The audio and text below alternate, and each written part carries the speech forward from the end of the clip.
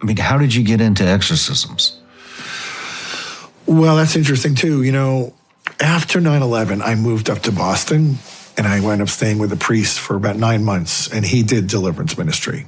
In fact, the very first weekend I arrived, and I didn't know him that well, but I'm out of luck. I have no job now, and now I have no place to live because I was so close.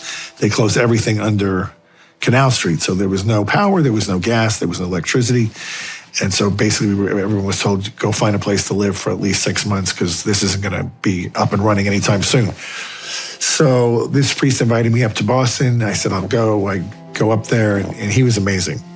But he had this ministry. So my first weekend there, he has this woman in his chapel in the rectory who's slithering across the floor like a snake and foaming at the mouth, and her eyes are rolled back in her head. And he's doing all these prayers. And then he looks at his watch and he says, okay, I'm going to go celebrate Mass. I'll be back in an hour. Just stay with her. And I'm like, what?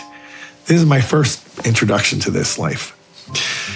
He leaves. She looks up at me, and she's got this weird look in her eyes, and she's got the foam coming out of her mouth. And I'm like, oh, hell no.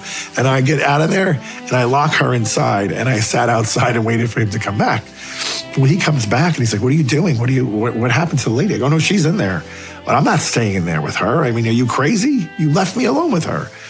And he's like, oh, okay. I sometimes forget, for the people who haven't been around this, it's a little jarring. I'm like, a little jarring.